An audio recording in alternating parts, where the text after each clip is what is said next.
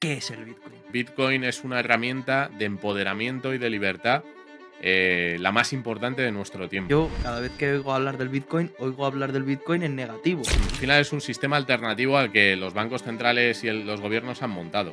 Entonces, si tú montas un sistema en el que los usuarios puedan transaccionar valor persona a persona sin depender de esos terceros que hemos tenido que depender hasta ahora, que son los bancos, o que es PayPal, o que es cualquier sistema de transferencias de dinero, yo creo que vamos a una degradación cada vez más profunda del valor del euro, del dólar y de otras divisas. ¿El Bitcoin te puede hacer rico? Amigos de Breaking Limits, bienvenidos a un nuevo podcast. Hoy tengo un podcast muy especial, al igual que todos, pero hoy en concreto me hace mucha ilusión traer al invitado de hoy porque a mí siempre me ha llamado mucho la atención el mundo de la economía, el mundo de invertir, el mundo del dinero. Y hoy traigo una persona que sabe mucho de eso y también sabe mucho de Bitcoin. Bienvenido, Javier Bitcoin. ¿Qué ¿Qué tal? tal? Bueno, un placer estar aquí. El placer es nuestro. Muchas gracias por aceptar y nada, vamos al lío. Vamos a ello. Bueno, yo siempre hago una primera pregunta, que es ¿qué tal fue tu infancia? Ujú. Pues una infancia súper feliz, soy el mediano, tengo dos hermanas, una mayor y una pequeña. Y nada, recuerdo pues con muchísima alegría, ¿no? Haciendo mucho deporte, con muchos amigos, vivía en una urbanización en la zona norte de Madrid, al Alpardo, al Mm. Algete, en esa zona. Y bueno, nos juntamos ahí en la piscina, en el campo de fútbol sala, echamos nuestros partidos. Y luego en el colegio también una infancia feliz.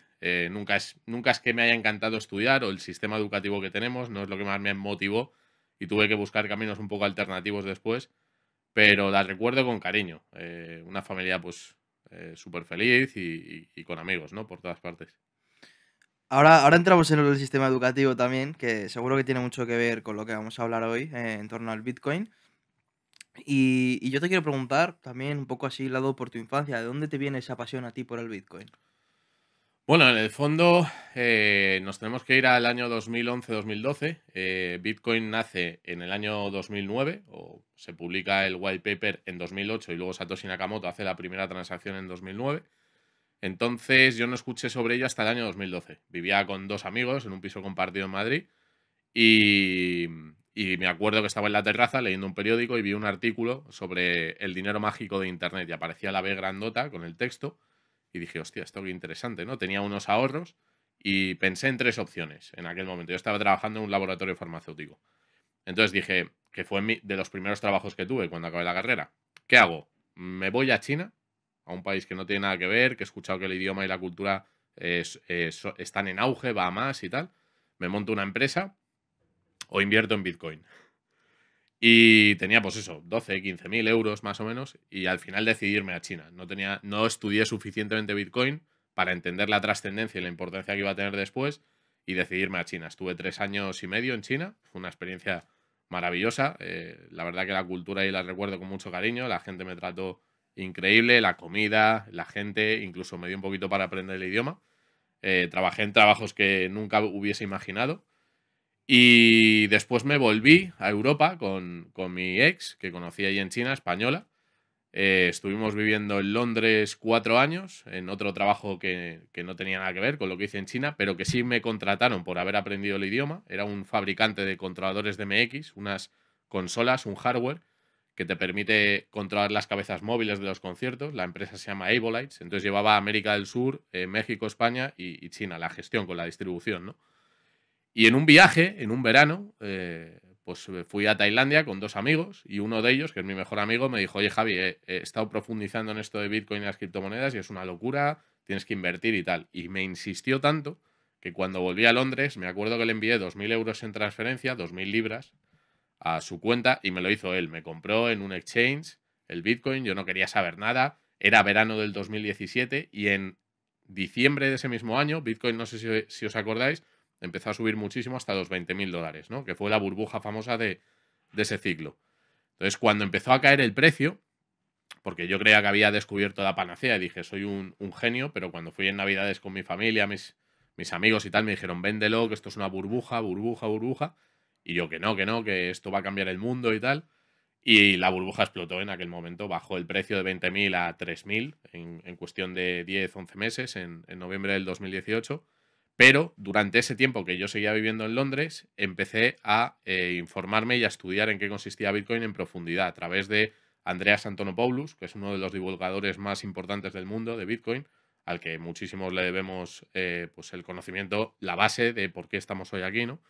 Él explica Bitcoin desde el punto de vista filosófico, social, cultural, monetario, pero de una forma muy cercana, muy sencilla, que no te crea un rechazo, ¿no? Todo lo contrario.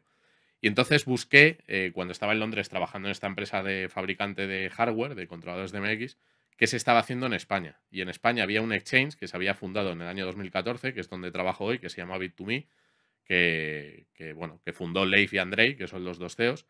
Y me vine, me cogí un avión porque les envié un mail desde Londres, vieron el correo, vieron lo que les pasé, que era un canal de YouTube que todavía existe, que se llama Eyes en español, donde explicaba cómo funcionaban esos controladores de MX. Entonces, cuando los conocimos, me dijeron, mira, Javi, aquí hay un trabajo, hay una oportunidad que consiste en ir a puerta fría, que puerta fría, para los que no lo sepáis en ventas, es ir a llamar a las puertas de Mm. los inmuebles o de las tiendas o de lo que sea, para dar de alta un servicio que se llama Ticketbit, que Ticketbit era básicamente la venta de cupones para luego canjearlos por Bitcoin en Bit2Me. Y dije, me da igual lo que tal, me vengo. Y me vine pues con unas condiciones más bajas de lo que tenía en Londres, pero estaba tan convencido de que lo que había detrás, de que Bitcoin era tan importante, que estaba dispuesto a hacer lo que fuera. Y esa fue mi entrada en el mundo de Bitcoin. Después de tantos años trabajando para el Bitcoin, haciendo pues tu trabajo todo en torno al Bitcoin, te hago la pregunta de ¿qué es el Bitcoin?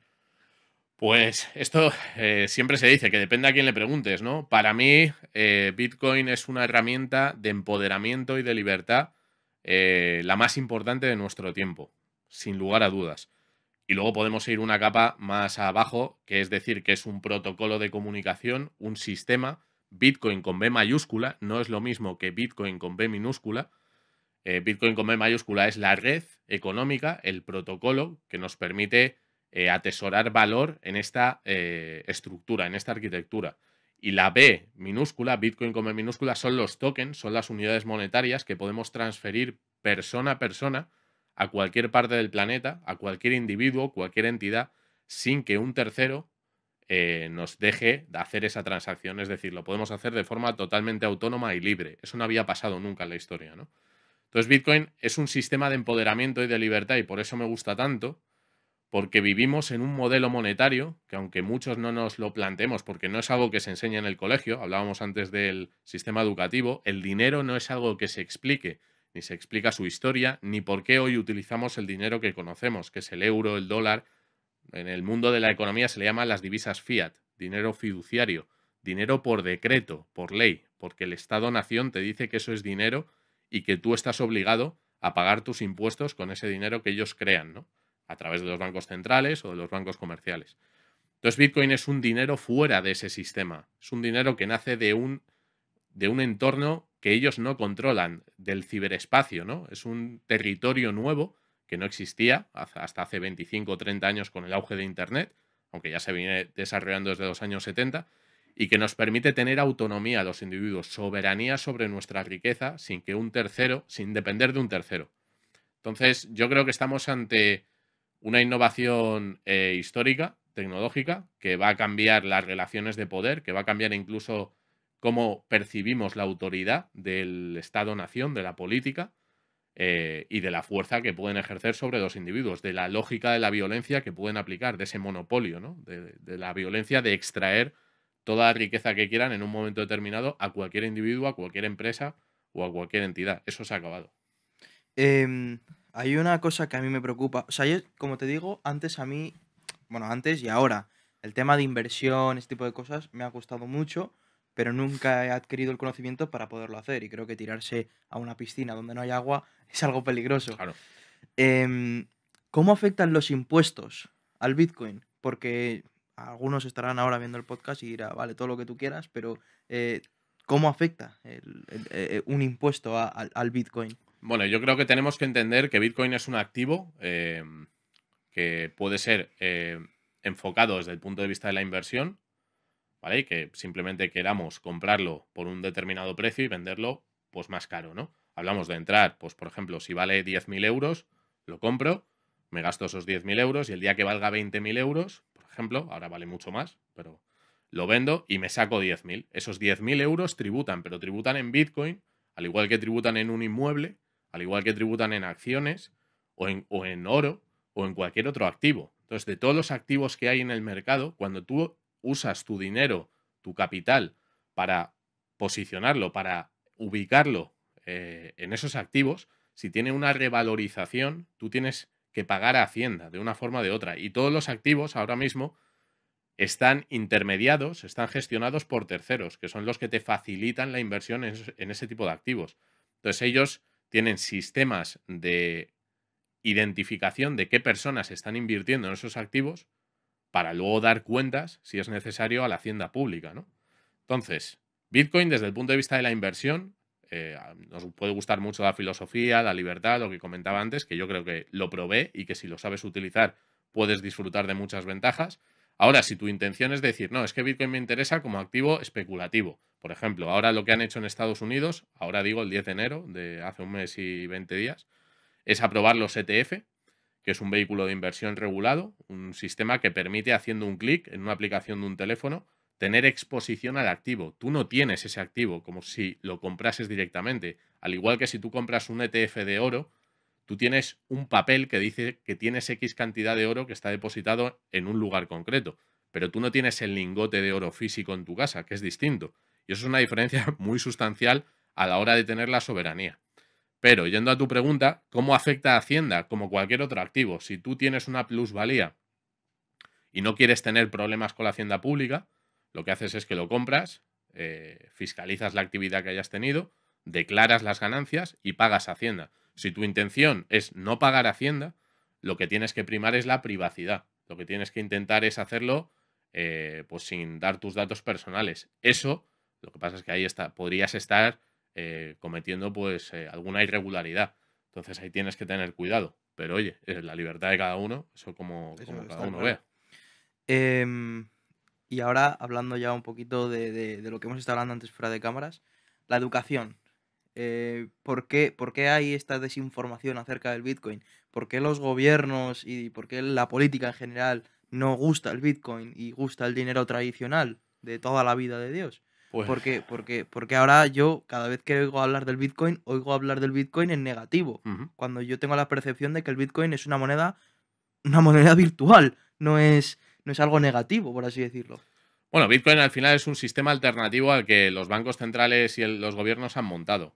Entonces, si tú montas un sistema en el que los usuarios puedan transaccionar valor persona a persona sin depender de esos terceros que hemos tenido que depender hasta ahora, que son los bancos, o que es PayPal, o que es cualquier sistema de transferencias de dinero, claro, eso no les gusta. Porque ellos, ¿por qué tienen el poder?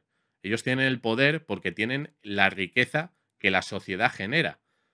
La gente puede salir a la calle a protestar con pancartas y puede hacer vídeos diciendo que los políticos son muy malos, que son corruptos, lo que tú quieras. En el momento en el que el poder político tiene acceso al dinero depositado en las cuentas bancarias, que es la riqueza que la sociedad es capaz de generar, tienen el poder. Porque en cualquier momento pueden utilizar ese dinero o de la manera que quieran. De la manera que quieran.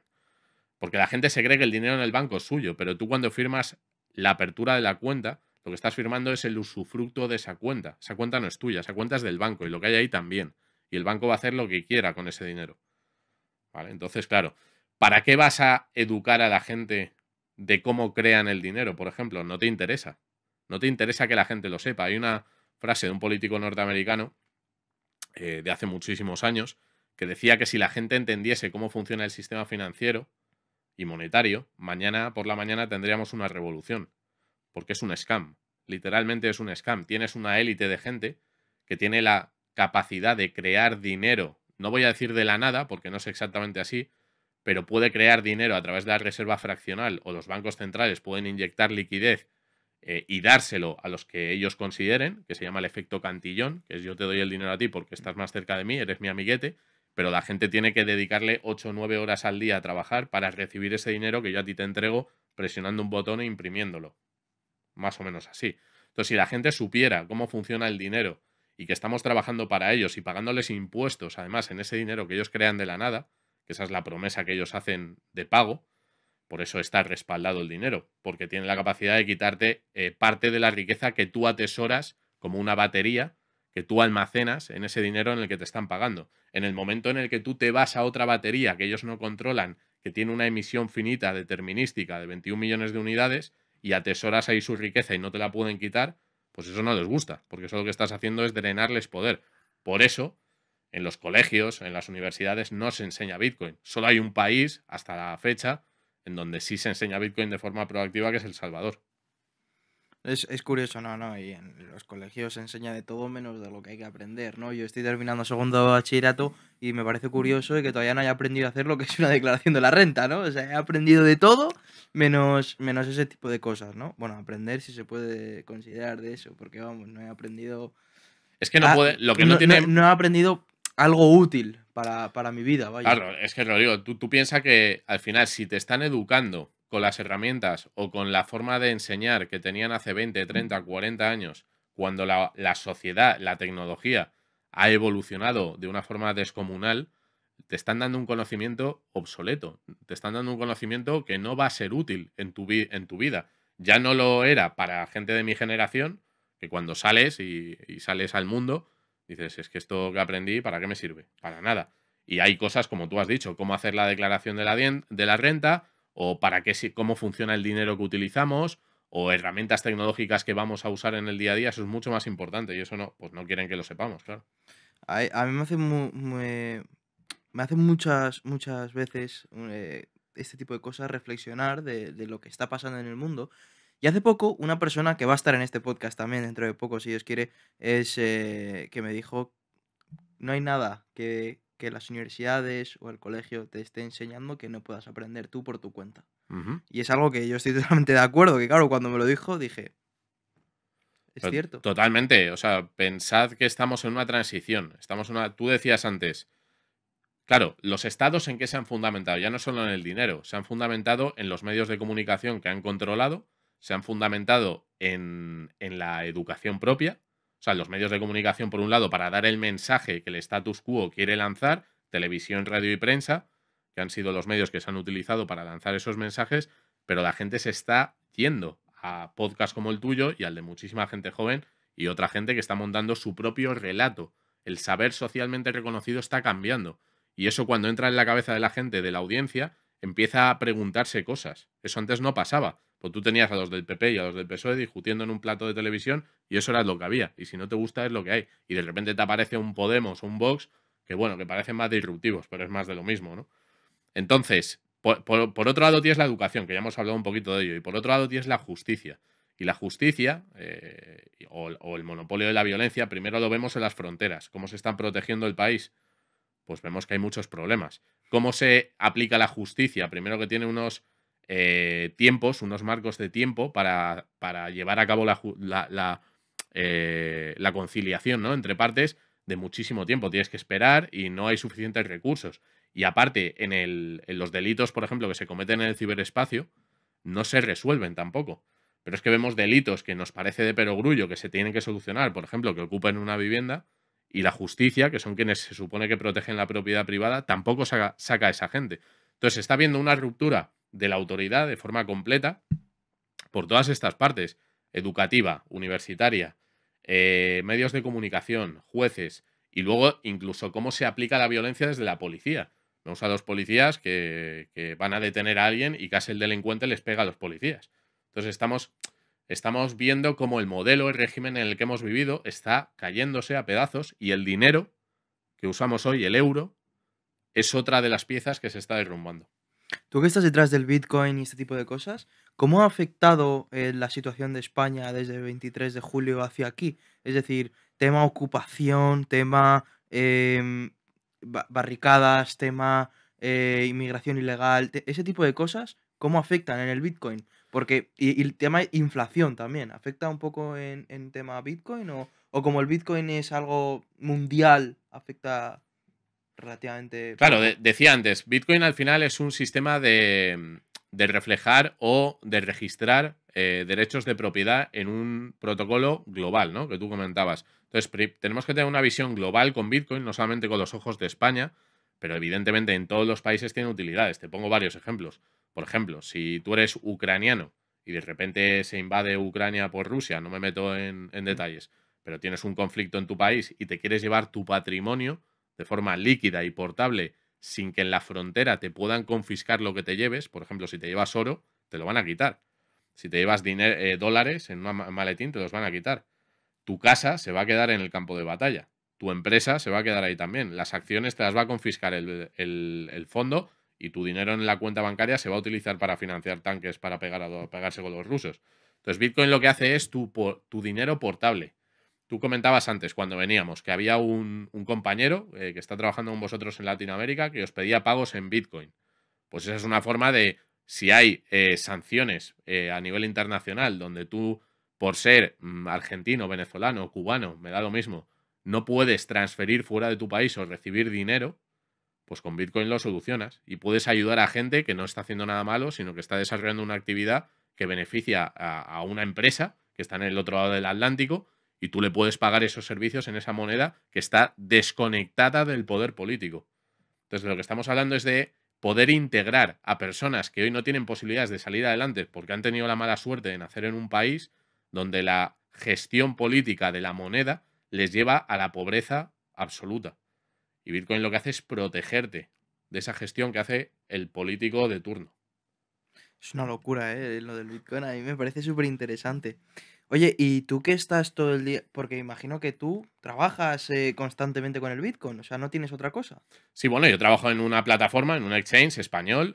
Lo que hacemos es facilitar que si una persona quiere comprar Bitcoin, lo pueda hacer a través de una empresa segura que cumple con la supervisión con los reguladores. Porque claro, también es verdad que en el mundo de Bitcoin y las criptomonedas ha habido estafas, ha habido problemas. Entonces hay gente que dice, mira, yo me cuesta mucho ganarme dinero, no quiero que me estafen, quiero utilizar una empresa de confianza y Bit2Me es una empresa de confianza. Tenemos participación directa de Telefónica, por ejemplo, que entró en el accionariado hace 8 meses, de Inverscorp, que es un fondo de Abu Dhabi, de la Fundación Cardano. Somos más de 100 empleados y llevamos desde el año 2014. Entonces, si alguien quiere comprar, pues mi función, mi tarea, además de divulgar, evangelizar, que es lo que más me gusta, ¿no? Llevar este mensaje a la gente para que vea Bitcoin no solo desde el punto de vista de la inversión, que está bien, sino desde qué es la herramienta, qué aporta socialmente, por qué es una tecnología de subversión contra el poder. Entonces, todo eso, la gente joven, sobre todo, lo tenéis que saber, porque vosotros vais a tener, si nuestra generación, yo tengo 39, si nuestra generación ya tuvo dificultades para acceder a una vivienda y emanciparse y tener un proyecto de vida, la vuestra los va a tener mucho más. ¿Por qué? Porque vosotros estáis viviendo la última etapa de un modelo monetario que nace después de la Segunda Guerra Mundial. Y eso cíclicamente ha habido momentos de auge y caída. Y ahora estamos en el declive absoluto. Vamos a una, a una deuda descomunal que se está yendo de madre. Cada 100 días la deuda de Estados Unidos crece 1 billón, 1 trillón en inglés. Cada 100 días. Eso es una locura. Y estamos en 34 billones. Y desde el año 2020 se han endeudado 12 billones. O sea, se está acelerando. Y el problema de generar tanta deuda es que si tú no la soportas con una actividad y una competitividad por parte del país, de los productos y servicios que produce, va a haber eso se va a traducir en inflación. Y la inflación al final es que te están empobreciendo, te están robando. Y como a los políticos no les cuesta nada crear ese nuevo dinero para financiar más puestos de empleo público o lo que les parezca oportuno, a ti te van a robar sin que te des cuenta. Y le van a echar la culpa al empresario. No, es que el empresario sube los precios, es muy malo. No, no, para nada. No se ponen de acuerdo todos los empresarios de repente y suben los precios todos a la vez, ¿no? Entonces, ya digo que mi tarea es evangelizar, ayudar a las personas que vienen a Bit2Me, que quieren comprar y explicarles pues las diferencias que hay de tenerlo en Bit2Me, cómo lo puedes custodiar, cómo lo puedes guardar de forma segura, etcétera, etcétera, ¿no? Y invertir en Bitcoin es esa imagen que tiene todo el mundo de una persona delante de 5 ordenadores ahí con 1000 cosas. ¿Cómo es un día de una persona que invierte en Bitcoin y trabaja con el Bitcoin? Bueno, al final Bitcoin depende de cuánto tiempo lleves. Yo creo que tu planteamiento, la sensación que tienes hacia el activo cambia. Yo lo que le digo a todo el mundo es el conocimiento a la hora de invertir en cualquier activo es clave. Entonces, si te interesa invertir en algo, estúdialo, aprende. Nosotros en Bit2Me, ¿qué hemos hecho para ese fin? Hemos creado una academia de formación gratuita. Tenemos toda la terminología desglosada por temas económicos, de inversión, de trading, de tecnología, de política, de fiscalidad, lo que quieras. Todo gratis. Entonces, es ponerte a estudiar. Si tú te vas a invertir en algo, como si vas al casino y le metes a la ruleta, pues puede que te salga el número, puede que lo pierdas todo. Pues aquí pasa lo mismo. Si inviertes en Bitcoin, inviertes en oro, inviertes en acciones, pues tendrás que saber hacia dónde va, por ejemplo, si inviertes en una empresa, esa compañía, ¿no? ¿Qué proyectos tiene a medio o largo plazo? Pero ir al tuntún, invertir o comprar algo con dinero que cuesta tanto ganar sin tener ni idea, pues es muy arriesgado y yo no se lo recomiendo a nadie. O sea, yo lo que digo es, fórmate, estudia y a mí lo que me ha pasado es lo siguiente. Cuanto más he estudiado Bitcoin, menos ganas de tener euros tengo. O sea, yo no pienso en comprar Bitcoin para luego venderlo por más euros. Yo, si me puedo quedar en la economía de Bitcoin, me voy a quedar. Entonces, tú, por ejemplo, vas a pagar en un restaurante y tú le preguntas al camarero si puedes pagar en Bitcoin. Bueno, ahora vamos con ese punto. Que yo me quiera quedar en Bitcoin no significa que hoy prefiera gastarme esos Bitcoin antes que los euros. Si yo Vale. sé que el euro se va a devaluar, por lo que estamos hablando, ¿no? Por esa mala gestión que hace la política, yo de lo que me voy a deshacer es del euro. Esto es la ley de Gresham. Entonces, en Argentina, ¿qué es lo que hacen? En Argentina, los ciudadanos no se gastan los dólares, se gastan los pesos. El peso circula en la economía. ¿Por qué? Porque saben que se va a depreciar mucho antes que el dólar, que es lo que ahorran y meten debajo del colchón. Pues con esto pasaría lo mismo. Yo creo que vamos a una degradación cada vez más profunda del valor del euro, del dólar y de otras divisas, independientemente del país donde estemos. Y que atesorar Bitcoin, ahorrar fuera de ese modelo monetario, va a ser muy beneficioso para aquellos que entiendan lo que tienen. Ya digo que es la escasez absoluta, determinística por matemáticas. Nadie lo va a cambiar. Ni el creador, ni un gobierno, ni nadie. Tú tienes una parte de una tarta y estás atesorando batería, energía, creatividad, tiempo en esa tarta, que nadie te va a poder depreciar, nadie te va a poder devaluar. No solo eso, sino que es una tarta deflacionaria, que no solo es que vayan a existir 21 millones de bitcoins, sino que por mala gestión de custodia, algunas personas en un momento determinado pueden perder las claves y pueden hacer que esa tarta se haga más pequeña. Porque haya Bitcoin que, a pesar de que sigan existiendo, nunca más se muevan de la dirección donde están asociados. Porque la gente cometa errores. Y ahora la pregunta que todo el mundo lleva esperando todo el podcast. ¿El Bitcoin te puede hacer rico? Bueno, hay mucha gente que ha ganado mucho dinero, ¿no? Con Bitcoin. Bitcoin, para que nos hagamos una idea, el primer pago que se hizo fueron 10.000 Bitcoin por 2 pizzas de pepperoni en 2011, Laszlo, que luego siguió minando y que el tío le ha ido muy bien. Hay mucha gente que se llaman OGs, que son los que llevan ya muchísimos años, Original Gangs, ¿no? Llevan muchísimos años pues que han ganado mucho dinero. Pero también es verdad que en cada ciclo, ¿no? Que hemos vivido 4 ciclos de auge y caída de los precios, ahora estamos en el entorno de los 70.000, ¿no? De máximos históricos, se repiten los patrones. Hay una burbuja, las burbujas no tienen por qué ser malas, es el interés que despierta un activo al mercado sin que tenga un conocimiento explícito de qué es eso.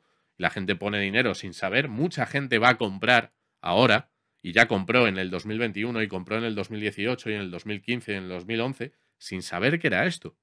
Pero ¿qué consigues cada ciclo? Que haya un saber de qué es el activo cada vez más extendido. Y cuando tú entiendes Bitcoin ya no lo puedes desentender. Ya sabes que lo quieres atesorar cada vez más porque tiene un valor histórico. Y eso le va a pasar cada vez a más gente. ¿Te puedes hacer rico? Bueno, pues depende del patrimonio que pongas y depende de en qué momento lo compres y en qué momento pues decidas liquidarlo o no, porque puedes ser rico sin venderlo también. ¿Dónde ves el Bitcoin dentro de 10 años? Bueno, yo creo que el Bitcoin tiene 15, acaba de cumplir, y en este año hemos vivido un punto de inflexión desde el punto de vista de la adopción institucional. Bitcoin es una tecnología que desde mi punto de vista está pensada para adoptarse de abajo a arriba, que eso significa que lo ideal es que la gente de la calle, la gente normal, pudiese utilizar esta divisa, esta moneda, este protocolo de forma libre, abierta, simplemente bajándose una aplicación del teléfono móvil en Indonesia, en Sudáfrica, en España o en Brasil, me da igual, el país del que seas, con un teléfono móvil, te bajas una aplicación. Entonces es un proyecto que está pensado para que vaya de abajo a arriba. ¿Qué ocurre? Que las instituciones en Estados Unidos, BlackRock, Fidelity y toda esta gente han entendido perfectamente la importancia histórica que tiene este activo. ¿Y qué han hecho? Presionar al gobierno de Estados Unidos, a la SEC, que es el supervisor, la Security Exchange Commission, para que aprueben los ETF, que es un vehículo de inversión. Entonces están literalmente absorbiendo cada día 250 millones de dólares desde el día 10 de enero de este año. Cada día. Es una locura. Bitcoin costaba 48.000 dólares el día antes de la aprobación de los ETF por una recolocación que hubo con un fondo previo que se llamaba Grayscale, bajó a 38 y ahora estamos en el entorno de los 70.000. O sea, ahora un Bitcoin vale 70.000. En el entorno de los 70.000. Qué locura, ¿eh? Que dan ganas de... Pero que la gente no entiende que si Bitcoin no se va a cero, Bitcoin, desde mi punto de vista, esto es opinión, se va a ir a millones. Se va a ir a millones, porque es una rareza única de la historia, que no se va a repetir. Y los que tienen muchísimo patrimonio y los que tienen mucha información financiera han entendido en qué consiste este activo y la importancia histórica y geopolítica que tiene, porque te he hablado de las ventajas que tiene para los individuos, para los ciudadanos. Pero para un Estado-nación, atesorar este activo antes que lo hagan el resto de estados es una locura. Porque les va a dar una superioridad en una tecnología histórica, igual que lo hizo la pólvora en su día, los que adoptaron la pólvora antes que el resto de imperios, de imperios. Claro, imagínate que yo te digo con un polvito negro y que tú tienes a tu ejército que son caballerías, con escuderos, con lanceros, y de repente apareces tú con un cañón que le pones ese polvito negro y pegas un petardazo y tiras una muralla que te había protegido durante 1000 años. Pues esto es lo mismo. Si yo te digo que ahora puedo atesorar riqueza en un activo inconfiscable y que si yo soy El Salvador puedo transferir o puedo comprar petróleo a un país sancionado por Estados Unidos que antes estaba obligado a pagarle en dólares, eso es una locura. Entonces esto no solo lo va a adoptar la ciudadanía. Esto es lo que hablamos, y a mí me han contactado el Congreso de los Diputados para hablar con algunos políticos sobre qué es esto. Porque la gente está empezando a entender la importancia histórica que tiene un activo de estas características. Estamos hablando... Mira, no me extiendo, si quieres, córtame. No, es una locura. Es que lo que estás diciendo es una locura. O sea, que te hayan contactado políticos sí. Para hablar... Bueno, nosotros tenemos mucha exposición porque al ser la empresa más grande en España, claro, nos contactan de diferentes ministerios para hacer formaciones también, porque claro, es una tecnología nueva y a no ser que estés en el día a día metido en esto, no tienes por qué conocerlo todo, es muy complicado. No, pero es que el hecho de que los políticos, es que llaman mucho la atención, porque los políticos en general son los el euro, pero claro, luego depende. Pero fíjate que yo creo que hay mucha información útil, que también los políticos son personas, no sé, te iba a decir, son personas también, son ¿vale? personas Lo que pasa es que tienen una exposición y que tienen un día a día distinto al de a lo mejor un ciudadano normal. Pero ellos también van a tener que gestionar la transformación que vamos a vivir con la inteligencia artificial, con Bitcoin y con otras tecnologías, que si no cogen el toro por los cuernos y hacen que el país lo adopte antes y se beneficie, otros países lo van a hacer y nos van a pasar por encima. Y eso ha pasado históricamente. Pasó con la pólvora. Por ejemplo, China adoptó la plata como dinero en vez del oro y eso le llevó a estar 300 años por detrás de Occidente. Tampoco adoptaron la pólvora como correspondía. Y claro, tuvimos allí, pues en el siglo XVIII-XIX, conquistamos todo el sur. Bueno, nosotros no, los franceses conquistaron el sudeste asiático y demás. Entonces, claro, pues si te vas a la historia, esto ha pasado siempre. Y ha habido tecnologías que han roto con el sistema y el régimen político que existía.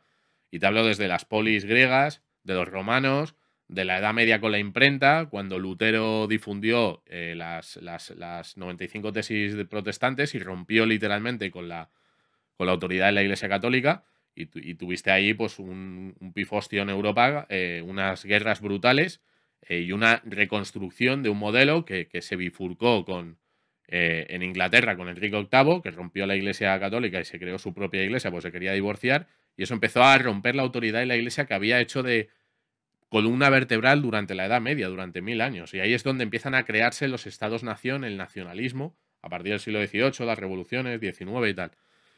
Entonces, claro, estamos hablando de que ahora tenemos Internet, por un lado, que Internet lo que hace es romper con lo que decíamos antes, el mensaje de los medios de comunicación que nos han dado a cascoporro, PP, PSOE, PP, PSOE, PP, PSOE, Vox y Podemos, pero les damos un poquito de espacio a eso, lo que sea. Pero que es el mismo modelo de gobierno, ¿no? Votas cada 4 años para que ellos hagan lo que les dé la gana. Pero claro, si ahora hay una serie de tecnologías que empoderan a los individuos, que nos devuelven la capacidad de negociación con el poder político, porque saben que si tú tienes un Bitcoin, no te lo van a poder quitar si tú no se lo quieres dar, como sí pueden hacer con el resto de activos que tú tienes, con tu casa, te la pueden quitar. Tu cuenta bancaria, te la pueden quitar. Tu coche, tu empresa, tus acciones, tus fondos, todo te lo pueden quitar. Pues Bitcoin no. Porque Bitcoin depende del conocimiento de 12 palabras concretas que tú tienes memorizadas o apuntadas o guardadas o lo que sea. Entonces no se puede ejercer la autoridad del Estado sobre la gente que decida poner su patrimonio en Bitcoin. Eso es una locura. Entonces tienes Internet y tienes Bitcoin, tienes un cóctel perfecto para que las nuevas generaciones, que además os vais a cabrear cada vez más con la situación y con el punto en el que os ha tocado construir cuando un modelo monetario se está cayendo a pedazos, literalmente. Entonces, ¿por qué sale Ursula von der Leyen diciendo que a lo mejor tenemos que ir a la guerra? Porque saben que viene una caída de las monedas fiat que hemos vivido. Saben que se van a deteriorar y tienen que echarle la culpa a alguien. Tienen que crear distracciones. Una cosita por aquí, un virus por allá, un no sé qué por acá. Tienen que hacer cosas. Guerras o conflictos o enemigos internos y externos. Entonces hay una polarización en los países y a eso es a lo que llevan. Y eso es, pues son ciclos de entre 80 y 120 años. Y esto ha pasado desde el siglo XV. Entonces ahora pues nos toca vivir ese momento. Y las tecnologías disruptivas hay que abrazarlas. Como individuo, o si estás en el poder y eres una persona con visión y responsable, pues desde el poder. Que es lo que ha hecho Bukele en El Salvador. No, bueno, lo que ha hecho Google en El Salvador es una locura también. ¿Y tú dónde te ves dentro de 10 años? Has dicho el Bitcoin, que va a ir avanzando, pero ¿dónde te ves tú? Pues a ver, yo este es debe ser el cuarto trabajo que tengo así importante. Pues estuve en la empresa inglesa, luego en China también tuve un trabajo y luego antes estuve en el laboratorio farmacéutico. La verdad que me gusta el riesgo, porque irte a China de repente, de la noche a la mañana, también es un poco locura. Pero yo se lo recomiendo a la gente. Si tienes unos ahorros, si quieres ponerte a prueba y quieres, no digo a China, pero vete a, yo qué sé, a encontrarte a ti mismo, ¿no? A vivir en un sitio donde no estés protegido, que no estén ahí tus amigos, tu familia, sino que, joder, que le eche. Hombre, tampoco te vayas con una mano delante y otra detrás, Sí. pero tal.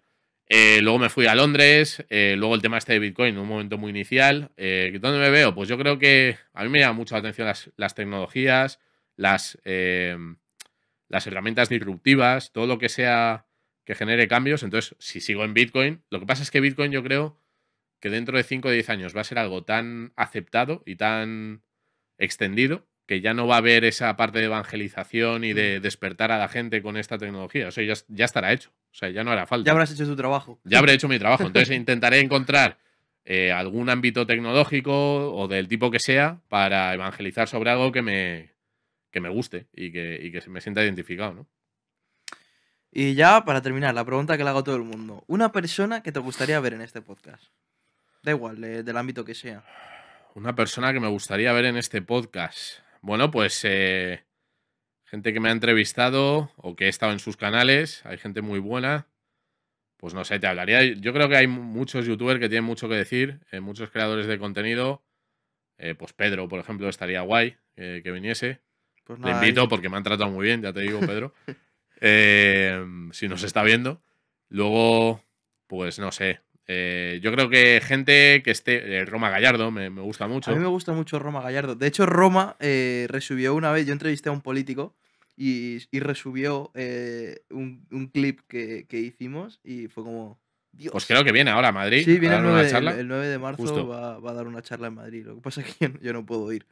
Pero Pues sí. ahí Roma yo creo que mola porque un tío blanco hetero mola. Yo que sé, gente que tenga cosas que decir. No tiene por qué ser de derechas o de Sí, no, izquierdas, no. ¿eh? Pero. A mí, no, si yo con Roma, yo no sé, o sea, es una persona que yo siempre he visto a Roma en sus vídeos y yo creo que es un chico interesante, un hombre interesante de entrevistar. Seguro, seguro. Luego también traería, si fuese tú, gente que genere debate, ¿no? Que no sea Mm. todo que A esté ver, alineado con tu forma de pensar, o sino que sea, también. a mí hay una persona que me gustaría entrevistar mucho, que es Fanny, la de las gallinas. Ajá, sí. Es una persona que te lo juro que tengo muchas ganas de entrevistar. No sé, me parece súper curioso las cosas que dice. O sea, no he entendido, no he llegado a entender nunca nada de lo que ha dicho. Bueno, es una forma Y de entender el mundo distinta. Yo creo no, que, totalmente. claro, cada uno Pero tiene su... puede generar debate y puede ser Sí, muy sin duda, interesante también. sin duda. Pues nada, Javier, muchísimas gracias Pues oye, un placer. por haber venido a mi Me lo he podcast. pasado muy bien. He aprendido muchísimo de ti, la verdad que muchísimo, sinceramente, y he abierto muchas cosas los ojos. Qué bueno. Y nada, espero que te vaya muy bien, a ti y a la empresa en la que estás trabajando. Y nada, recordad que os podéis suscribir, podéis seguir a Javier en sus redes sociales, que los dejo por la descripción, y nos vemos en el próximo episodio. Chao.